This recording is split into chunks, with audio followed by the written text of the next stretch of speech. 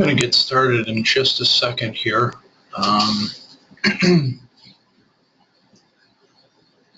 Just giving it about 2 minutes. And send me a note, or I think you can use this chat box if you're having any difficulty. We do these webinars periodically, but I don't pretend to be any expert on sort of the software side of using GoToMeeting. So give me about 2 minutes, see if anybody else is getting on, and then we'll get going.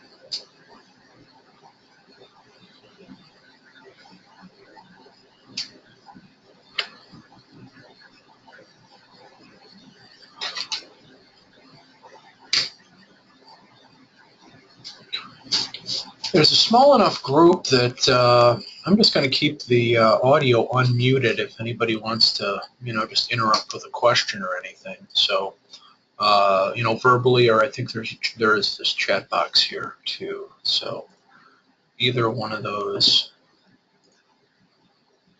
1 second. Oh.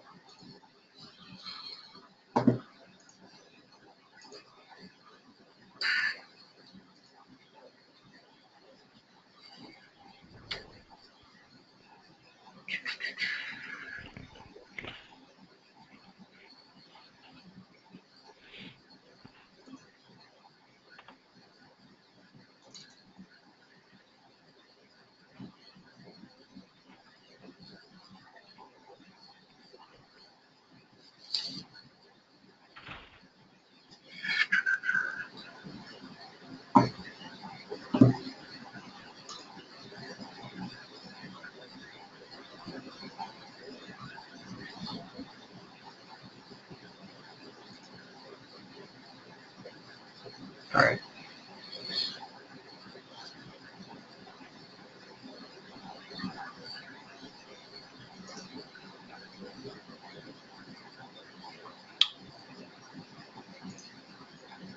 Can everybody see the screen okay, the PowerPoint slides?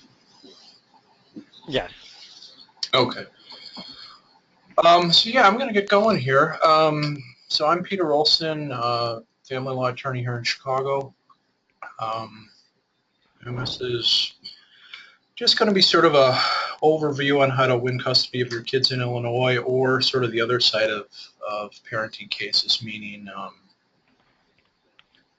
visitation, parenting time, and just sort of a whatever you guys want it to be within the context of these sorts of questions.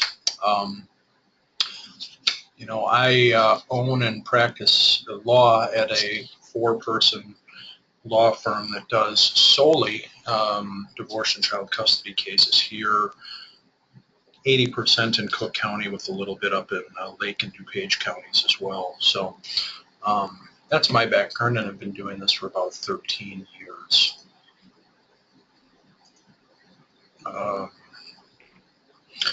And just a legal disclaimer, we're not your attorneys, right? You can't have a webinar done by a lawyer without getting that. But, the statement is at the end of the program, I think at the last slide, there'll be a, my email address. I think you can find me pretty easily on the internet. And, obviously part of this is trying to educate people, but also part of it is, right, us marketing ourselves. And, we always do sort of a free initial consultation if, you want to do a much more in-depth. I'm amazed that people don't do that more, just kind of, if you have a judgment or something that was entered several years ago, to me, one of the best things to do is, and best sort of prospects for us are people who maybe you have a custody judgment that's 10 years old, and just sort of having somebody take a look at it, have things change, this kind of thing. So that's just a teaser out on that. So getting going on sort of this sort of thing. Question one, sort of what is custody visitation? Let me just get the whole slide out here. The biggest misnomer, sort of in our law practice, one of the biggest wasteful areas of litigation is, I feel like, is people not understanding the difference between sole and joint custody, and just a real big misperception about what it is. Custody is a synonym for decision making. People think it's different than that, but that's what it is. It's what parent has the right to make major life decisions for a child, and just looking at sort of. And the idea of, if somebody has sole custody, yeah, I get to decide where somebody goes to school. I get to decide their medical providers. That's the crux of what is sole custody. It doesn't mean the other parent doesn't have access to records, information, and involvement, just as I say there. And it surely doesn't mean that the parent who doesn't have sole custody does not have, rights to 40% of parenting time or something, 30% of parenting time. That's the misnomer I get sometimes is, somebody has sole custody, therefore the other parent is sort of a, 10% parent, but not the case at all. And, the other common one, and stereotypically we get it from males more than females, is males coming into a case, 5 years after, let's just say this, when kids are older, saying, coming in saying, I want joint custody, thinking, I dealt with this misnomer just yesterday, this guy wanting joint custody with the thought that somehow allowed him to some financial, basically he thought it got him some financial benefits that it totally didn't get. So that's the key here is custody is decision making. And I don't think people get that. They think it's more than that.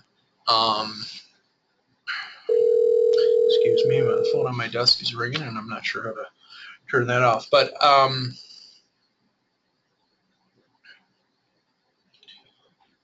and as you look at the joint custody definition, and I'm not anti-joint custody, it's just in most cases, it's what people don't understand is it's not getting them that much. It's somebody coming into a case and wanting, I want joint custody, when in my experience, 90% of cases, what real decisions do you want to be involved with? Oftentimes the children are going to attend the public school in the district where the, primary physical residence is, unless you're into some, different sort of non-traditional healthcare or something. What are the decisions there? Kids are going to see a doctor, see a dentist that they've been seeing, or that sort of thing. So that's why usually the sole versus joint custody is a fight that benefits no one. And here's the real world, is when I see people awarded joint custody, and okay, now I've been given joint custody, so now I'm supposed to have joint decision making. But you'd be amazed at when I see the joint decision making's been ordered, if people fight about it and they can't come to a decision, what I inevitably see is the person who's the physical residential, the person who has physical residence, meaning there's joint custody, but somebody's still, specified as the physical residence. That parent is usually going to be the default decision maker anyway. So that's one just sort of thing you throw out there where a lot of the father's rights, crowd, which is sort of a fallacy to begin with because there's only really parental rights. But they like to come in and push for joint custody, and I always think it's sort of just taking advantage of clients' ignorance because it doesn't usually get somebody that much. And as an aside, there's a new law, the Illinois statute with regard to divorce and with regard to unmarried parents, what we call parentage cases, have been totally rewritten and will be effective the 1st of 2016, and it totally eliminates the use of the word custody. So I think the Illinois General Assembly understands that people get hung up on the word, and yeah, the new law, and I'm not even totally up to speed on it yet because it's not not effective yet, but it uses decision making in the law as opposed to custody, and that's really what custody is. So moving on to the second question here is kind of who has the right to custody and visitation with a child. The obvious ones are usually, right, natural mother, right, the person who gave birth to a kid obviously has rights unless you're in sort of a juvenile or, DCFS, Department of Children and Family Services, abuse and neglect situation. That's the only sort of situation where the mom, looking specifically at the mom, wouldn't have the ability to get custody or have visitation rights with his son or daughter, or her son or daughter.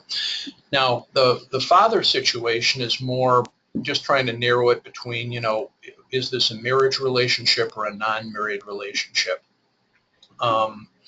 Because that is sort of critical. If you're married to the child's mother when the child was born, then you're the presumed father. But if you weren't, you don't have much. And that's actually a real vulnerable sort of category of people, just sort of at the overview level for, the general idea of custody and parenting. If you weren't married to the, an unmarried, birth outside of marriage, and I think it's on the next slide even, the ability, the idea of establishing yourself as a parent through there's sort of a vital records process with a voluntary acknowledgement of paternity, and then sort of or the court process where you're going to court and getting a court to order that you are the father. You have the right to DNA testing and all that. But that's a real vulnerable category. The person who thinks and in fact may be the father, but since they aren't married, they have to do sort of a few other steps to establish themselves. Because we definitely have those. You get a call a month with some different sort of strange fact pattern that involves a father getting cut out of a kid's life, and sometimes they can absolutely do something about it. Well, you can always do something about it, but oftentimes if it takes a little while because you're not established as the parent yet. Sort of the mother who grabs a kid and runs to another state or something, runs halfway across the country, and it's like if the father hasn't even been established as the father, kind of legally, it's as if I have as many rights to that kid as the father does because he hasn't taken any steps to establish himself as the father. Then sort of the third category that's a bit of an interesting one, is a non-parent with possession of the child. In Illinois, we have what we call the superior rights doctrine, which, simply is, natural parents' rights to children are above non-parents. But the exception to that is a non-parent who, for whatever reason, has the possession of the kid. And the possession needs, it's not for a day or something. But if it's sort of a long-term, month or more types of possession, that's when a non-parent potentially can, get custody, legal custody of a kid. And I mentioned down here the active duty military situation, because we just sort of had that one where father has custody. Well, really nothing's been established, I guess, let's put it that way. Unmarried relationship. There's this less than a 1-year-old girl, cute kid. She actually came to our initial intake meeting, and Now the father in the military got, what's the word in military land, got sent over to Iraq on active duty, strike that, to Kuwait on active duty. And so now the daughter has been in possession of his mom, in other words, the grandmother, for several months. And we were really debating whether or not, the grandmother should get directly involved in this custody case, that's ostensibly between the mom and the dad, because she absolutely had the right to get legal custody because the kid had been in her possession for, I think it was in the neighborhood of 6 months.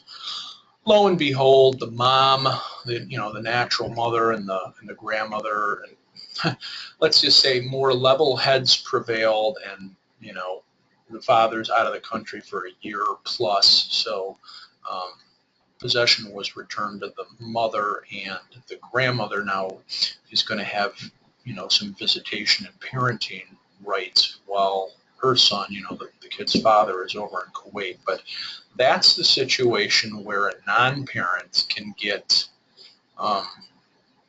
actually legal custody of a child.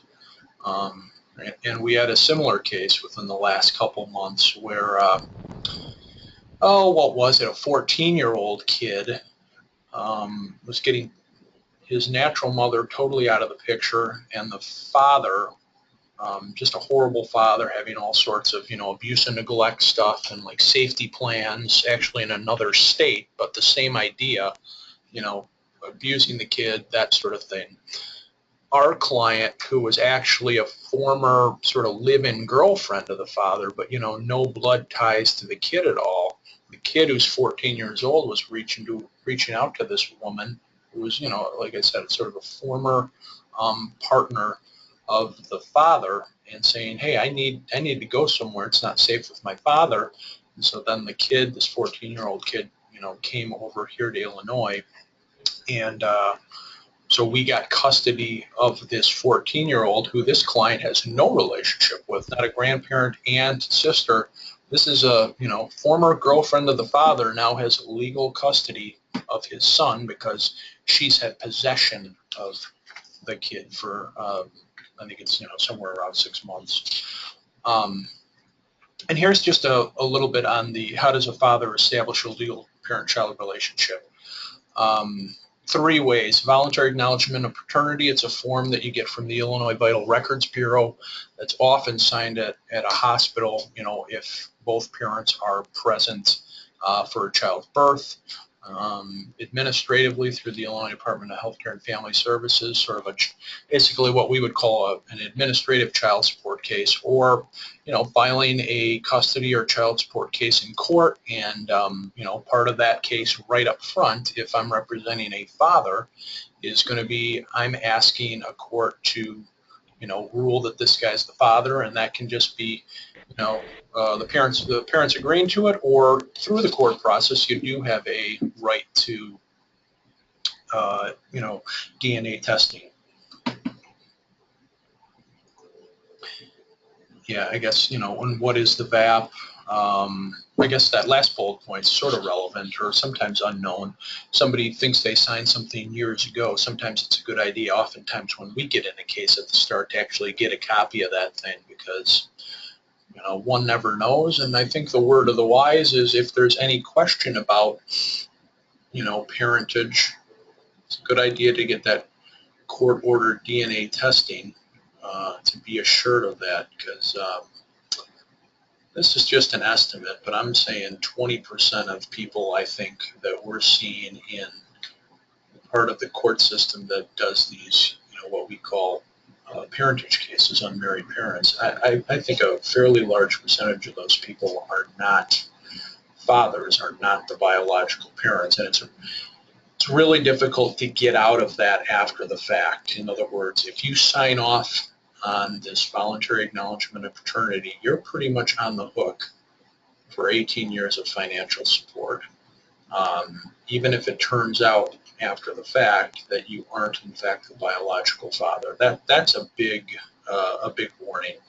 You have 60 days to change your mind, to rescind a voluntary acknowledgement of paternity, and that's really the only out. court orders. It's basically if there's been fraud in the signing of a voluntary acknowledgement, which isn't like my girlfriend told me that the kid was mine and it turns out he isn't. But the fraud that has to be shown is sort of like, somebody got tricked into signing a document that, hey, I thought this was, a credit card application. Oh, it's actually a voluntary acknowledgement of paternity. That's the kind of fraud, the only kind of fraud that can get you out of a voluntary acknowledgement of paternity. So that's a big warning just on sort of the acknowledgement of parentage up front. Why establish somebody, I guess, on the mom or father's side? These are a little bit out of order. Let me hit on them in sort of a highlight situation. To be on the birth certificate, sometimes, we certainly run into sort of naming issues and, whose name does the kid get to take or might they take? On the father's side of things, and well, on both sides, custody, visitation, financial support. Most of those things cannot happen until, until both parents are established. And I guess, it's not all of those for both, but I mean, a mother can obviously have custody without a father being established, but father can't have custody, visitation, or financial support unless he's established. And on the mother side, I think even if the father is not involved, a child support or financial support sort of case cannot start until there's actually somebody whom the mother / her attorney can ask for financial support from.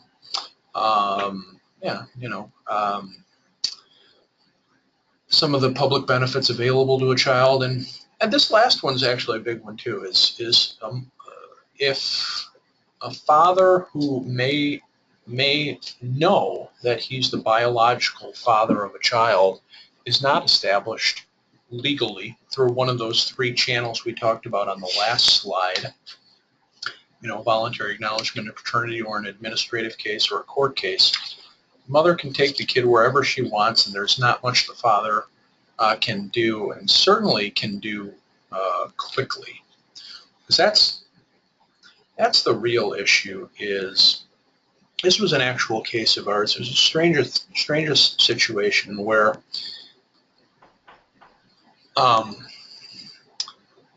we ended up, there were two men involved, and we ended up representing one of them and not the other, but there were two men who had children with the same mother. And what she did was she took the kids, I think there were three of them. She wasn't really involved as a parent. The fathers were the primary parent in both of these situations. She took the kids one Christmas. I remember in the Christmas season, showed up at the kids' school up here in Chicago. She lives in Mississippi. Grabbed the kids and took them down to Mississippi just after having been almost non-existent for years, okay? And so here's the situation. The person we ended up representing was established as the legal father of the children. I think it was two twins. It was a couple of years ago, but since he was legally established, we went in and got an emergency order of protection because, she grabbed the kids. She was concealing the kids, which, is one of the bases to get an order of protection. And, so basically, I'm forgetting a day or two after this happened, he had court coverage that gave him temporary possession, temporary of the kids. He was able to, essentially drive down to Mississippi. She did know where he was. He did know where she was, thankfully. So he was able to basically, get the help of the sheriff down in Mississippi, took possession of the kids. Not that was, the ideal situation there either, but this other guy, interestingly enough, whom we did an initial consultation with, but we ended up not representing him. I'm not sure why. I think it was, frankly, a financial thing on his part, meaning, he's not being able to afford a private attorney. I think the kid in that case, who I think was 12, 13 years old, That girl was taken down to Mississippi, and to my knowledge, because I've been in touch with this guy once or twice, sort of since we met with him initially, sort of saying, hey, we should do something. This guy was the primary parent for 11, 12, however old the daughter was.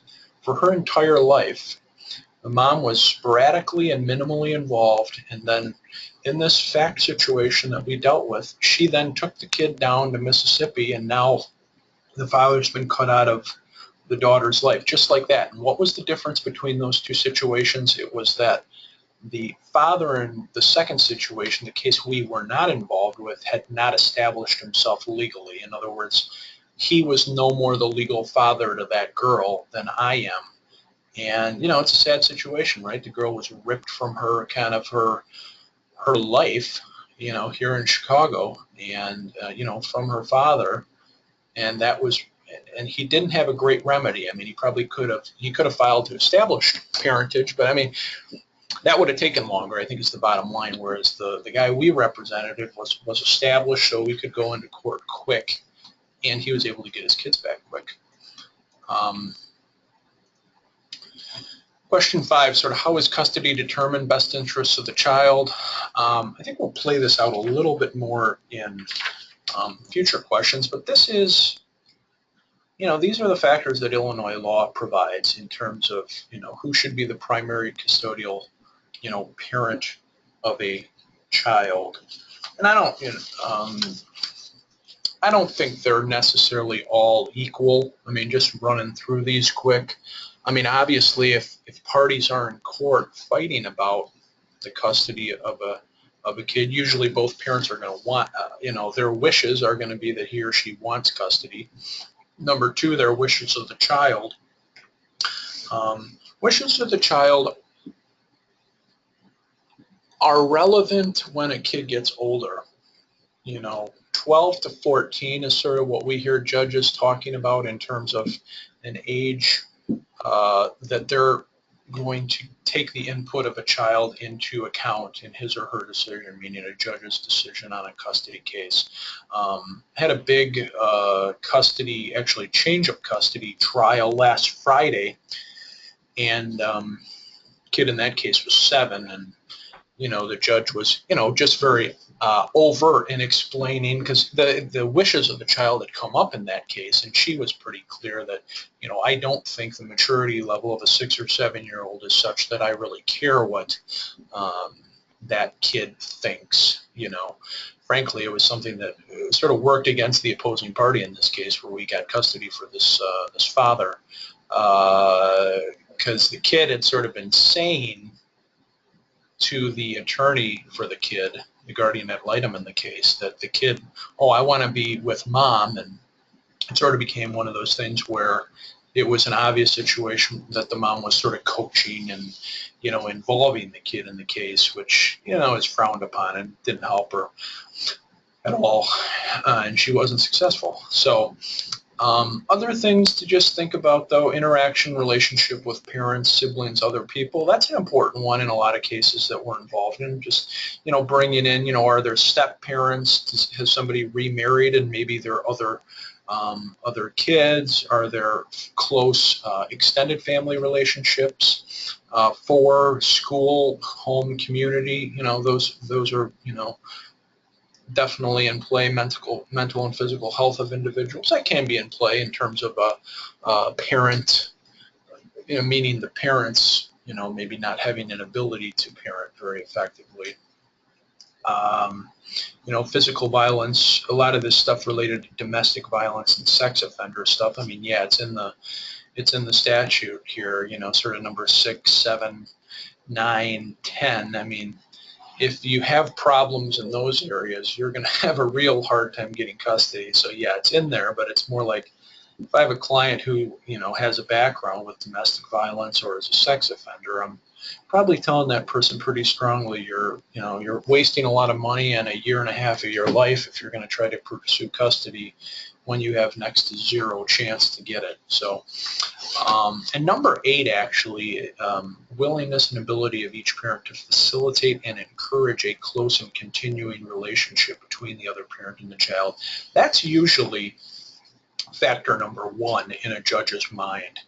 And because I think a lot of parents don't, a lot of people in these cases, they're, it becomes sort of this little battle with the other parent, and then it gets to be too much of a sort of a mudslinging contest to an extent where somebody is making themselves look bad on that factor where they're sort of doing stuff. It's one thing sort of at the court level, yeah, it is a little bit of talking about why and how you're a better parent than this other parent, but if it becomes something where it's bad-mouthing the other parent to the kid or obstructing visitation or telephone contact between the other parent and the kid, that becomes a huge, huge, huge negative and a huge, just black flag on whichever parent is sort of, poisoning the water, so to speak. This was absolutely factor number one in this case I referenced on Friday morning. We had just a real serious and long-term case that had an ultimate trial and ultimate resolution just, 5 days ago or whatever. And that was absolutely factor number one that the judge talked about, and it was the mother had used every trick in the book to discourage the father and son relationship, from, the 4 or 5 unfounded DCFS reports that the mom had made against the father to, not innumerable, but, 10 to 20, refusals to allow visitation between the father and the kid, despite the fact, there were court orders in place that this is what this guy was entitled to. She'd go to the hospital emergency room with sort of made up medical problems as a basis to cancel parenting time with the father. So that's a big one there. So it's a lot, sort of the quality of the parent, what's the home community, family, people picture on the parent side, but then that number 8, willingness to facilitate the other parent's relationships with the kid is big, because if it becomes kind of like, hey, if we're going to give custody to this parent, then that means there's going to be one parent involved. Judges hate to do that. One little note I had was just sort of the question of sort of male versus female preference. I don't see a lot of that anymore. Maybe 15 years ago, some of that was out there. I mean, to me, it sort of goes in ebbs and flows.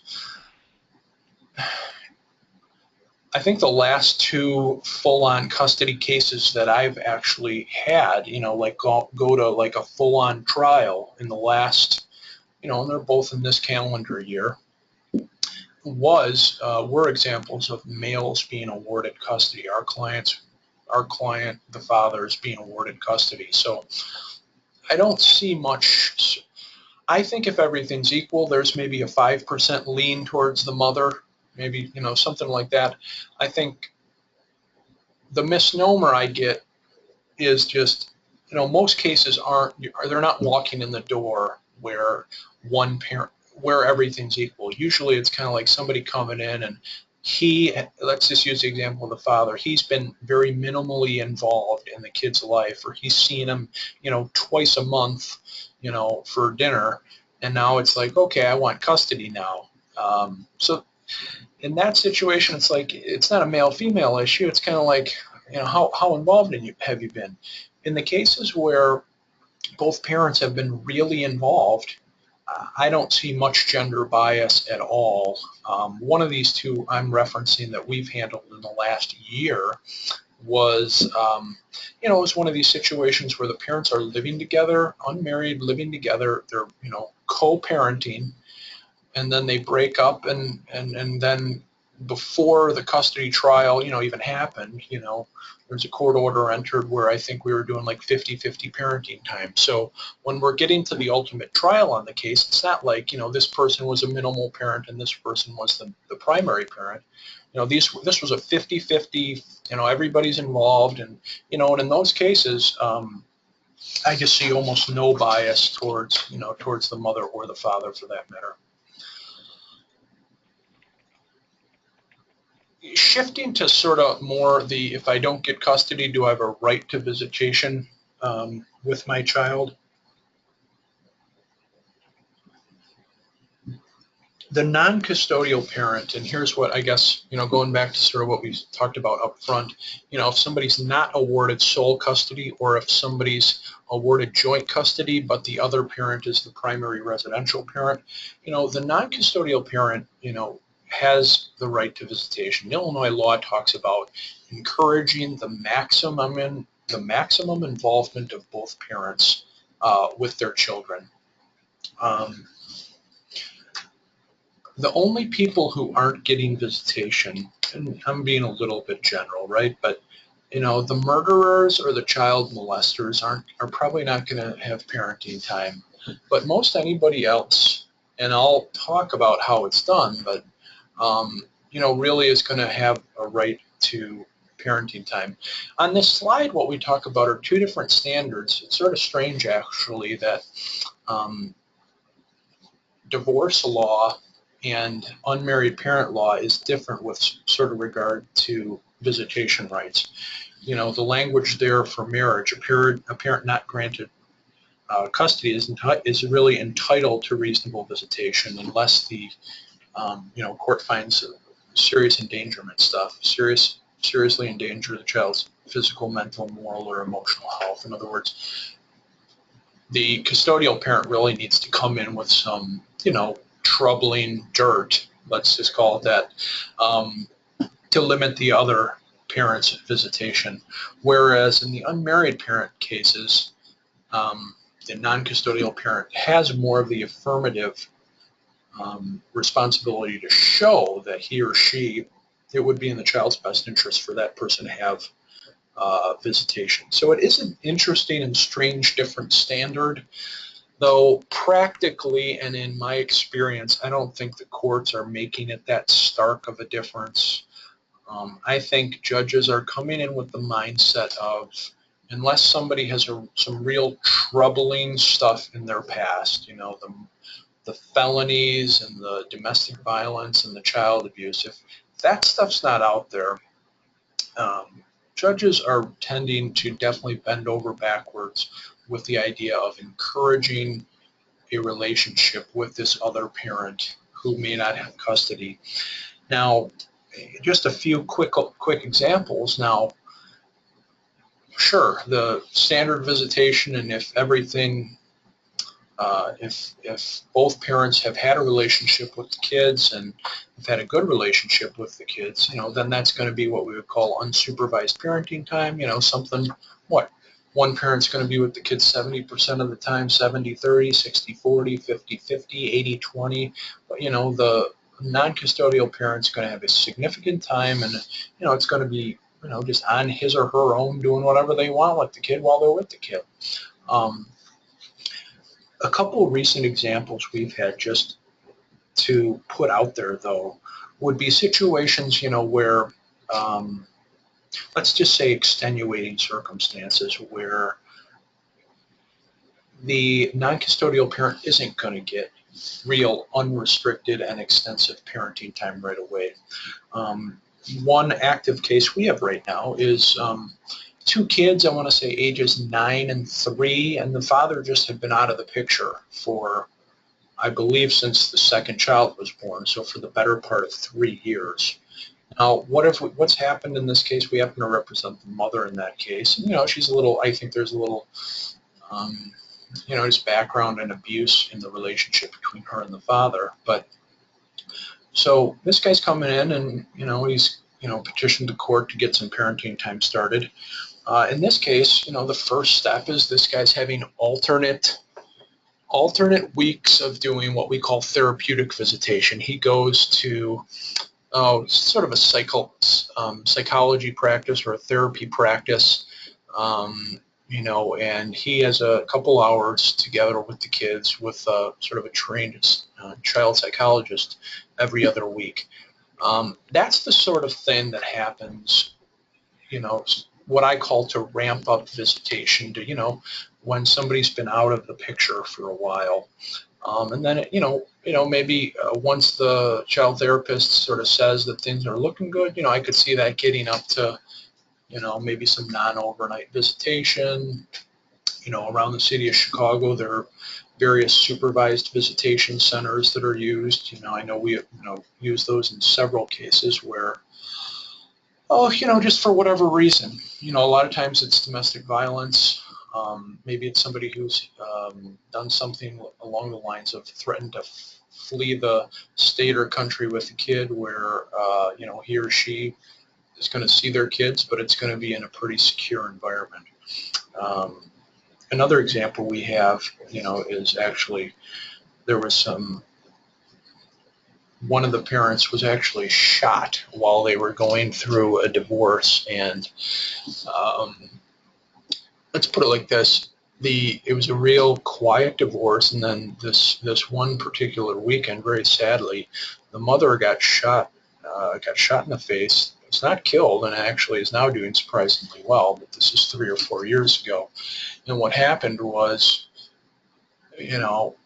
maybe without good reason, but everybody's kind of looking at the husband as somebody who may have been involved with it. So the father's parenting rights were stopped for a good 2 or 3 years, and then it eventually was found out he had nothing to do with it. And this is somebody who had a real good relationship with the kid in this case, prior to the shooting incident. So in that case, I think the initial steps were some supervised phone calls even, it went to that extent because, there was this fear on the part of the daughter, probably somewhat planted by the mother, but, that the father was a threat. So we've been going through some really pretty intense stuff in that case where, some phone calls happen with therapists, and now I think they're doing some sort of Skype stuff, and this is unique that it's an out-of-state situation too. So, but I think we're on the road back to getting actually to the father in that case, whom we represent, to getting him some parenting rights. And one other just quick example would be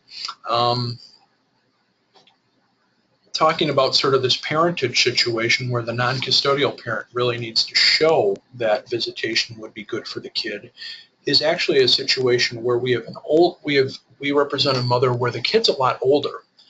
I think the kid is 14 or 15 years old now, and the child doesn't even know that the child thinks somebody else is his father, and the biological father, who's now coming into court trying to get visitation, has had no relationship with the kid going back to, I think, until from the time of about age 6 months. So that is actually a case where we are gonna try to stop any visitation from happening just because of the age of the kid.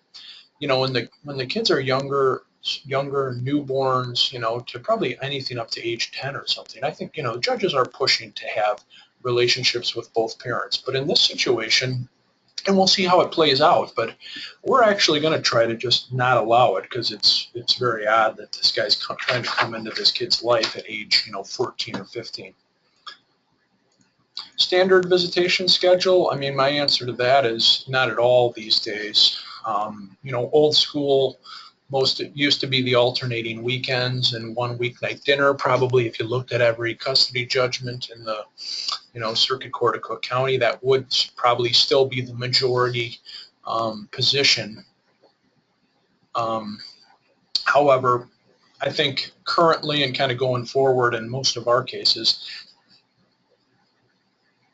if the schedules of people allow it, and I think what you're usually talking about is, are there other kids involved? Or a lot of times it's just things like career and travel and stuff like that. But if people are flexible and have the time, usually parenting time is going to be more extensive than the old alternating weekend stuff.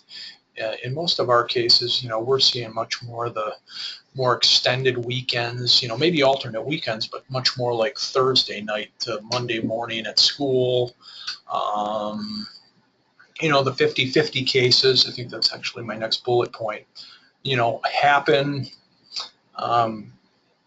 Challenge with those sometimes is just as the kids get older, they're actually really popular for preschool, meaning, pre-kindergarten cases, because then the kid sort of has unlimited flexibility. But the challenge with the 50-50 setups are just, to me, real world, it's kind of how far do the parents live apart from each other. If now the kid is tied to school X in Evanston, and if the other parents live in, let's just make up a suburb that's far away in Joliet, that 50-50 parenting is just not going to happen. But it definitely does work. I can think of a case we had recently. Both parents were in Park Ridge, I think, and they both lived in the same community, even post-divorce. So the 50-50 setup is what they went with, and that's absolutely effective when the parents live near each other. And then out-of-state stuff, right? That's not uncommon these days at all.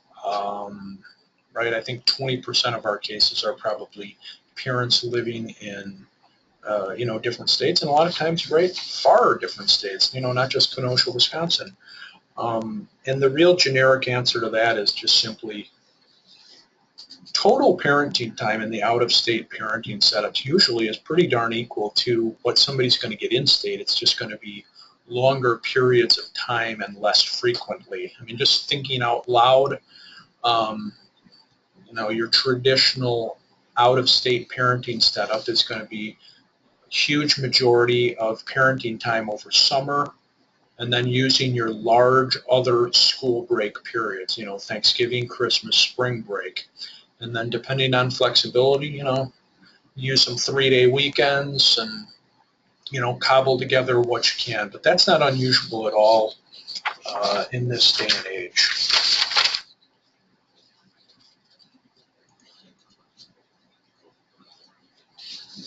Next slide.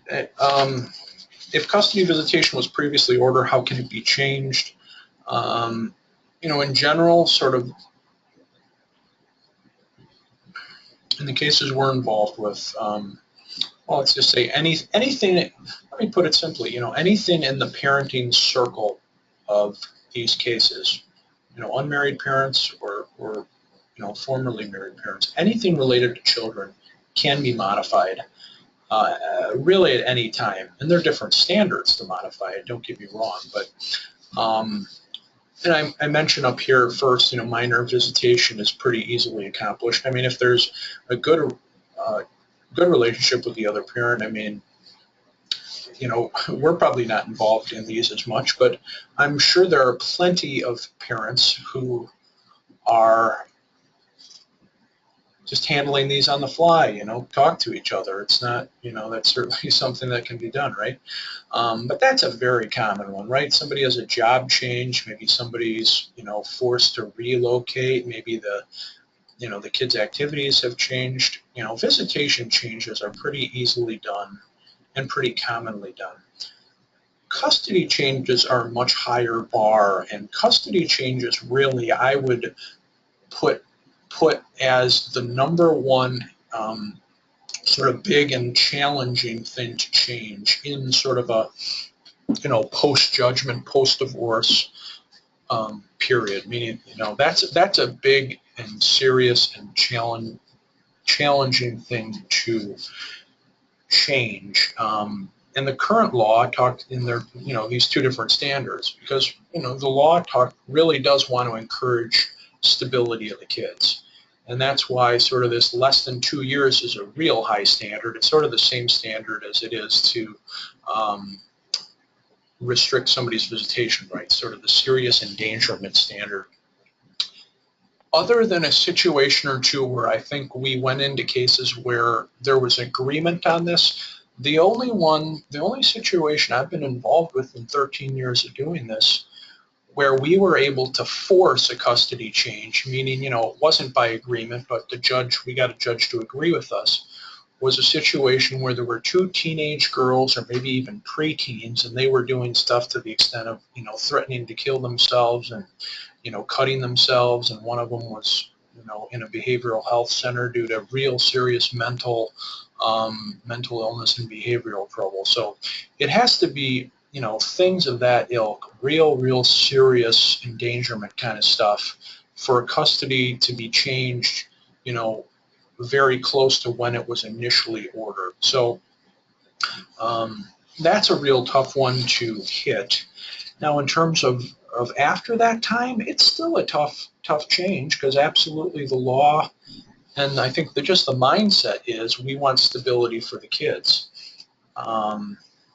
The case I had on Friday morning, was actually in this box. We were asking for a custody change on behalf of a father.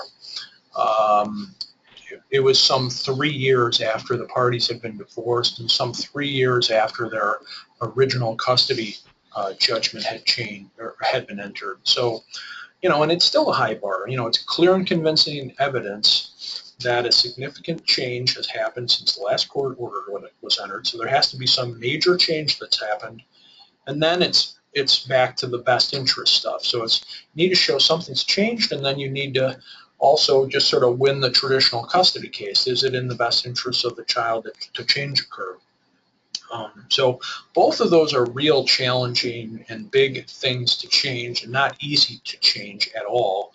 In this particular case on Friday, we were successful, and frankly, we had a lot of ammunition. It wasn't sort of just like low level, the kids getting, B's in school instead of A's. It was a situation where, well, I think I actually even already mentioned just all the DCFS reports and just denying visits. And interestingly enough, in that case, we had actually changed possession of the kid to our client for it some 2 years before. So really, our client had possession of the kid primarily for a couple years leading up to this, and now it was almost just sort of formalizing the legal part of what was really in place. So we had good facts to make that happen in terms of that custody change there.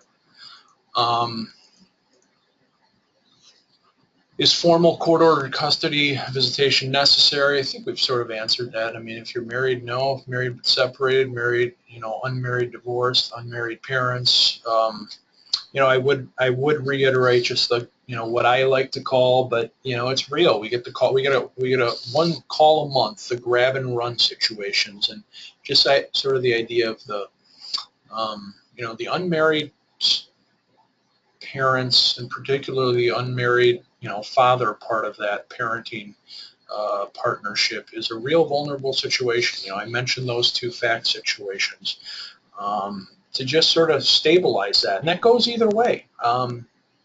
If somebody in those, for whatever reason, in the unmarried parent situations, even when the father has been established, but there's nothing in court that says somebody has custody and somebody has visitation, those are absolutely the cases where somebody threatens to run to another state, and the encouragement there is, when the relationship's still pretty good, just enter something just real basic.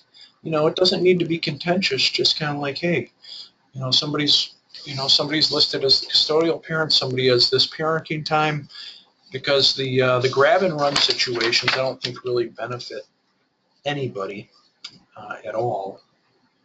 My last slide is sort of a summary of the process, and I'm actually also going to pull up a little flow chart that we've developed just sort of over the years. I think that's not really a part of this PowerPoint too, but if there's no parenting setup in place, it's a petition for order of parentage, custody, and visitation, or sort of the same things in the context of a divorce. DNA testing, I think we talked about that. Temporary visitation is just the idea that, while a case is pending, sometimes these cases take a few months, sometimes a couple of years. I mean, not much more than that, but, a full-on, like, big custody battle can take a year or two. Temporary visitation is just the idea of what are the court orders, what are the parenting rights while the case is pending towards an ultimate resolution. Parties have to sit down with a mediator who works for the Circuit Court of Cook County, and all the Collier counties have them too, to try to resolve parenting things before they go to court. Let me pull up this flow chart actually, because I think it says the same thing that's on this last slide, just a little better picturally. This is the picture of a sort of a typical custody case. Proceed as an uncontested matter there, sort of on this left slide.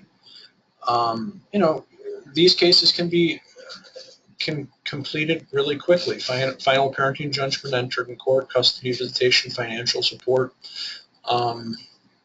That's absolutely doable. But over here on the right column is really what the picture, and really why a custody case is really one of your biggest is the cause of the longest litigation is a fundamental disagreement or a fundamental custody battle.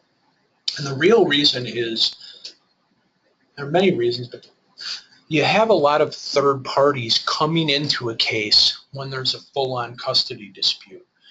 That's where we show here, right? We're starting a case, we're proceeding, but it's a contested case. And I say estimated time frame 6 to 18 months. First step is, we'd probably enter some temporary visitation, some temporary stuff, but then you're going to mediation. That's taken a month or two.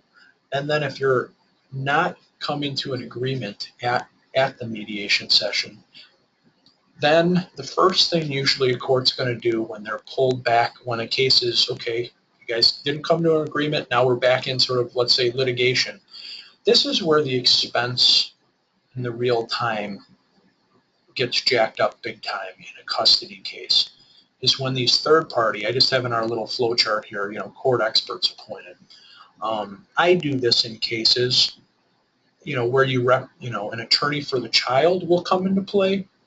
And then oftentimes there's this whole cottage industry of people who do, it's like medical doctors and psychologists and psychiatrists who do psychological evaluations that look at, real in-depth the people and the people around the parents and the kids, to really evaluate his or her, sort of mental acuity in terms of being a custodial parent. This is why, custody cases can take so long and be so expensive. It's this channel right here.